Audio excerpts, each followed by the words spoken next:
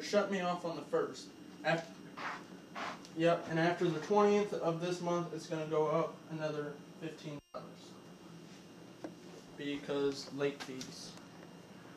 Me, Renee, and her mom, and family.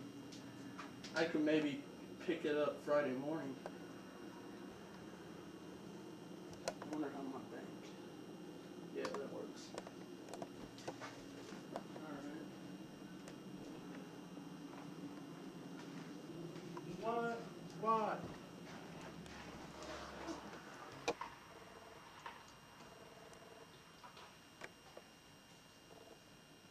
Alright, Mom. Sorry. Don't you know who I am? I'm Rick James, bitch. Slap my old mama because she called me Rick. Bitch, I'm Rick James. Debo, raise up out of my seat. Nope. Zany Duke. What it is. Tell me about the road trip. The whole trip started off bad to begin with, if you really think about it. There was tension built up between me and you. There was tension, you know how Robert is. Robert was just playing the tension. There was so much tension you could cut it with a knife, it seemed like. Then we got, what, like 10 miles out of Butler? And fucking broke the pulley? I smoked a lot of weed since then. Well, I just remember driving down pulley. the road, hearing cluck, cluck, cluck, looking back and seeing a bunch of pieces falling out of the car. That was crazy. And the funny part is, didn't you have a bumper sticker that says honk if anything falls off? Yeah. Phone tag. Well, see, we broke down and shit, and I hitchhiked back in a car to Butler to get a part. And we realized what road we was on. What road was this?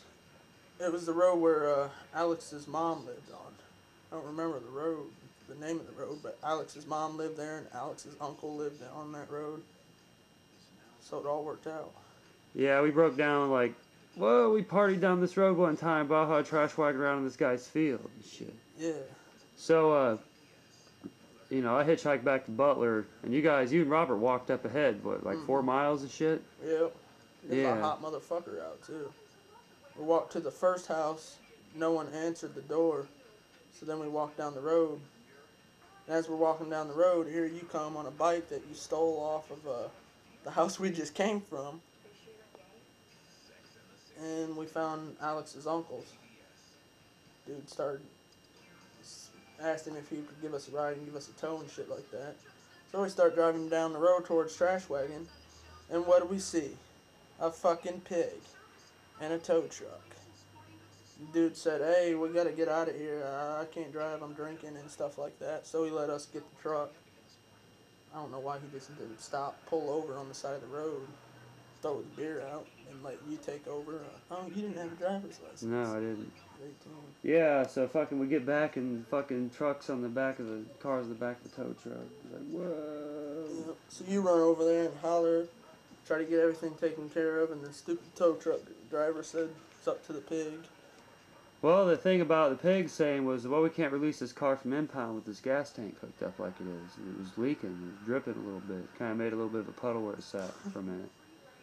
That ghetto gas tank was fucking. And fucking, so we had to talk him into letting him take it down to this garage, and we had to convince him the motor was trash because the fucking timing belts fell off. So yeah, this motor ain't going nowhere. I mean, pulleys broke off. And, well, I don't want to see you out on the road. Take it, you know, the tow truck guy got his money, the pig got out of there, and we got our car and continued on. Well, we got so far out, we was having fuel tank troubles in Wisconsin, or Chicago, Chi-Town, Chicago. I kept pulling over and fucking... We had to stop in Chicago Heights, wasn't it? Something like that, yeah. Joliet. Robert was freaking out a little bit. What was Robert freaking out about? Because we were in the ghetto. Oh, yeah? We stopped at this. Oh, yeah, we got off the exit and just kept going. It's like, dude, turn around before we get back to the exit, before we get lost. Yeah. Robert just never find a place to turn around. That whole trip was fucked up. Well, we got going so far, and then we ended up breaking an axle in La Crosse, Wisconsin. La Crosse on Alaska exit. Is that where your dumbass parked over the embankment? Yeah. Oh, man. Then we fucked all that shit up. Then you run over into Burger King. Hey, don't call the cops. We're going to be parked out here for a little while or something like that. Don't call the cops. And what do their dumbasses do? They call the cops. Next thing you know, there's like 4 cop cars surround trash wagon. I thought we were I didn't know what to think. I'm like, oh. Oh yeah, we had a whole thing of fucking weed, didn't we? Like a whole cigarettes rolled up and shit. Well, like, wasn't you guys about to smoke one, and didn't one of us hike somewhere? What did we all do from there? We were all 3 right there when the pigs showed up. Because I had stayed up all night driving, and I was about to pull over to get some sleep, and then blam, it's all like we had to push it up. Me and you pushed it up the exit ramp. And fucking Robert woke Robert up. Hey Robert, hey, help us push this up. He's like, That would have been something to wake up into being broke down. Yeah. So we pushed car up that fucking exit ramp. Drove it over that embankment. Yeah, I tried to park by a thing. I didn't jump in and stop. It was just like a little. There was a embankment with a light post out of it. What was the problem with the car after that? Because after we fixed the axle, we couldn't get it running. It bumped the shifter into between 4-wheel drive and 2-wheel drive, and fucking false neutral. And I was about ready to start tearing the starter and shit out before I realized it. Yeah. Well, yeah, we had to hitchhike to fucking. You stayed in the car and slept, didn't you? When me and Robert hitchhiked to a fucking. Yeah, when you and Robert hitchhiked, I slept. Cause I was your eyes all night, so me and you were up all night long. Yeah, and we had to go. My maps and looking for pigs, and you're. Yeah, we had to go hitchhike to a junkyard. We kind of was hanging out at this gas station, like being like the Jay and Silent Bob of it at the time. A quick trip in Onalaska, Wisconsin exchange on the interstate. And yeah, we just kind of was sitting around and, hey man, can we get a ride? He's like, where are you going? He's like, we need to go to this junkyard. And he's like, well, I'm going this way. So we rode for like 20 minutes hitchhiking to this junkyard with a handful of tools.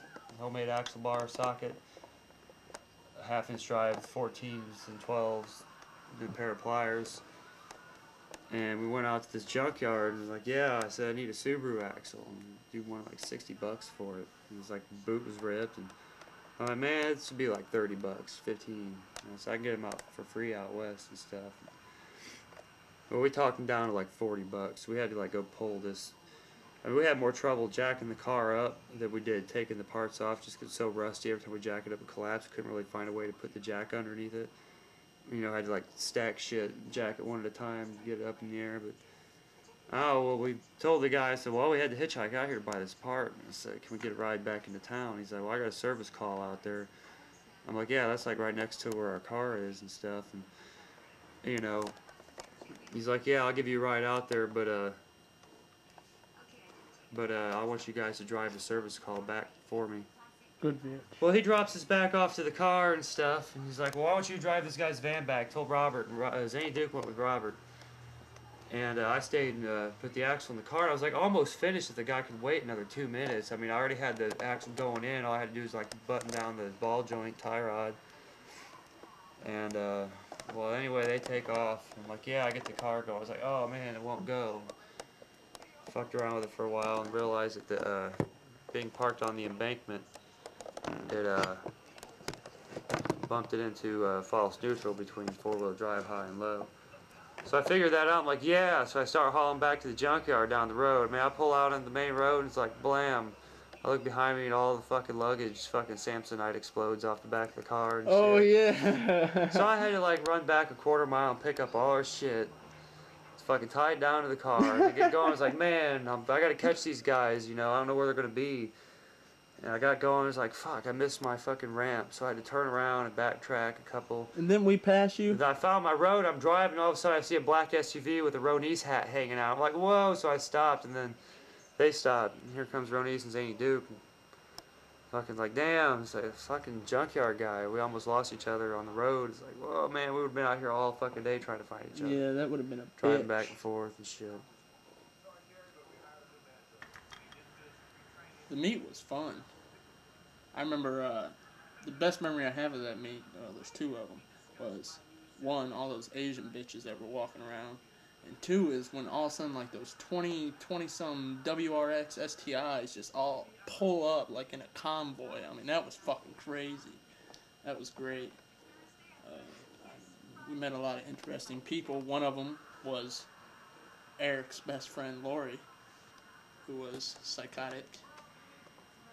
We'll get to her a little bit later. Yeah. After we got there and we got set up and stuff like that, me and Robert went our own way, started playing some hacky sack and shit like that, and went all by the ocean and stuff. Then we came back up and we ate. Ezap. That's when I met Ezap, actually, is when we were eating. And what was the other guy with the brat? Robert Lumpy Cam. Which one? Which Well, I brat? met Lumpy Cam was the first person I met. Lumpy Cam is a fucking genius when it comes to mechanics. He called us out when we pulled up. He was like, yeah, and I seen your stuff on the internet. Yeah. I wonder whatever happened to Lumpy Cam. But a lot of my memories are clouded by Yeah. back then. Well, okay, we went to the meet, and, you know, then there was like a little awards thing. Yeah, everybody had you hyped up. Wait. Yeah, people were hyped up about Trash Wagon, talking about it taking home the best award there, which was, what was the best award? Best of show. Yeah, best of show. Lumpy Camp ended up getting best of show, but we got most miles traveled, which was how many miles? Good 2,300 miles. Fuck yeah. Yeah. Well, somebody said something to you, I guess, about a joke. Oh, you should put a jar out there for donations and shit like that. So you did it. And it said, help get us home and all that shit. And people actually started putting money in it. That was real cool. Later on, I guess that became an issue, didn't it? Something like that. Somebody on the board started some shit about it. I don't know, it's like by the time I got back to the board, you know, it's like I'd posted, it's like, yeah, something, people were telling, you know, I could have had best of show or something. You know, and everybody took it as if I thought I was the one that should have had best of show or some shit. And I don't know. I think a lot of it was maybe what you said, it came off totally different.